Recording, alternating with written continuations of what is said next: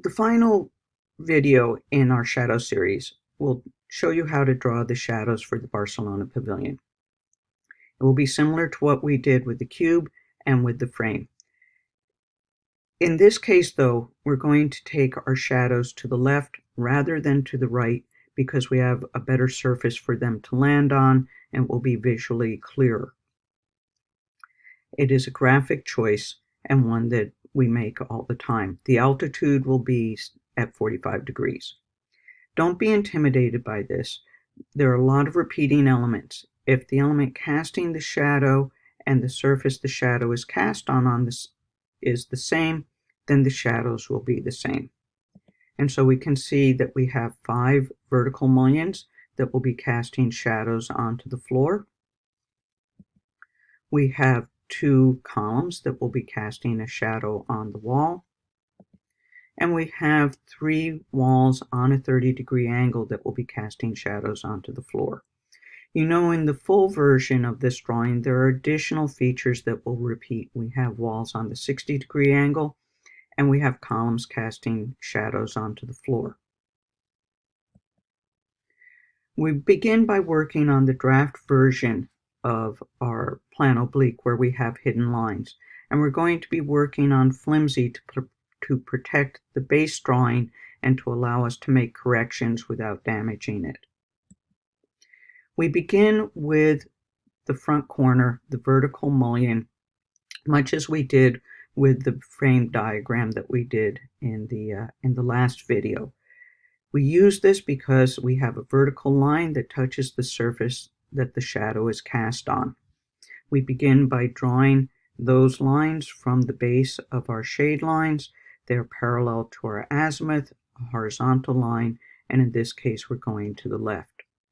We determine the length of those shade shapes by using the altitude, the 45-degree angle.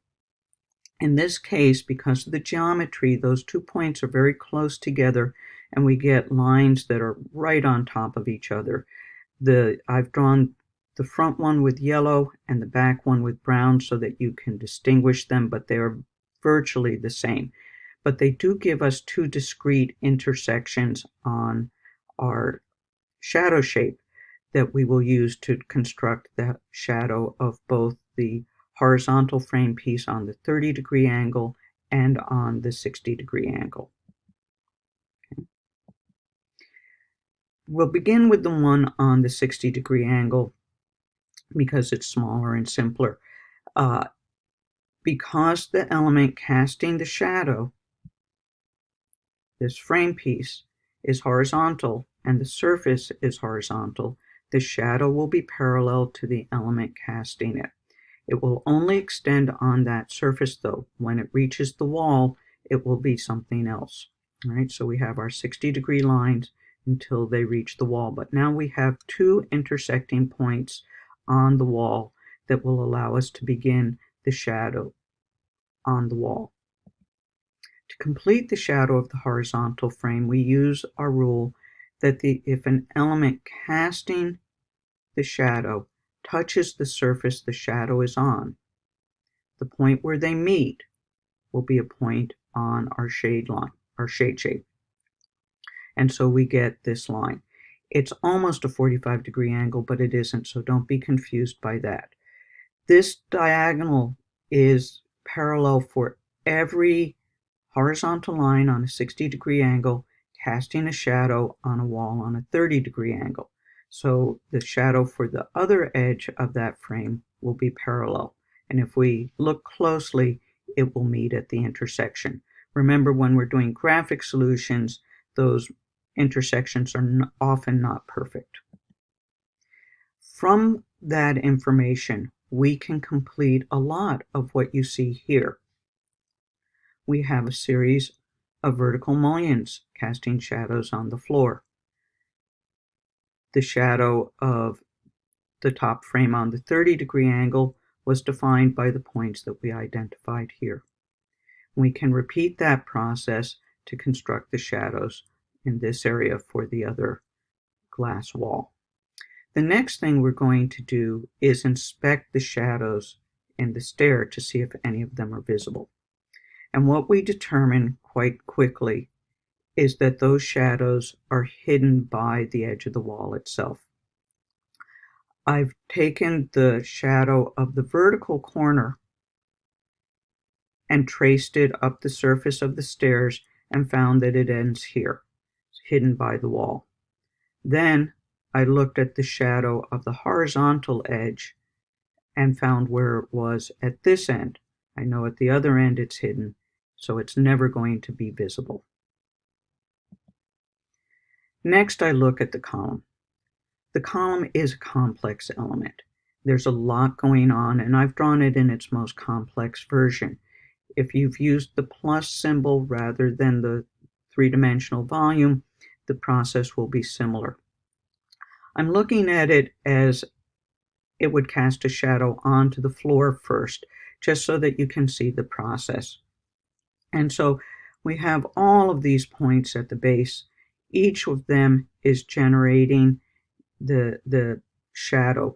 Now, I know most of them are not shade lines. They're inside the shadow, but I need all of those points to be able to get the full shadow at the top, and I can't anticipate readily which ones are going to be relevant. So I work my way methodically through that process, seeing where each of those verticals end.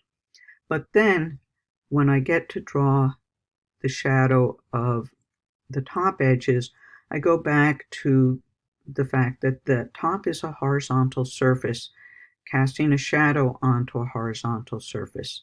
So lines that are at 60 degrees will be cast shadows at 60 degrees.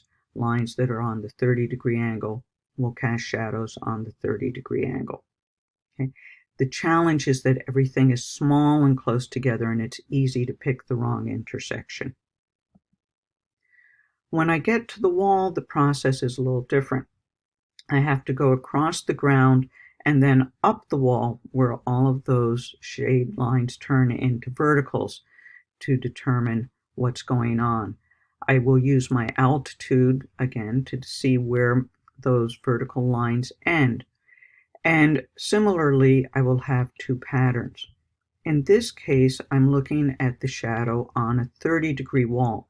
So all of the lines that are parallel to the 30-degree wall that are on a 30-degree angle will cast shadows that are parallel on a 30-degree angle.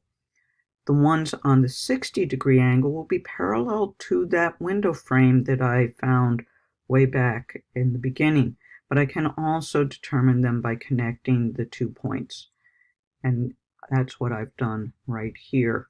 I have the shadow. I can take the altitude from this point to get the intersection and be able to complete it.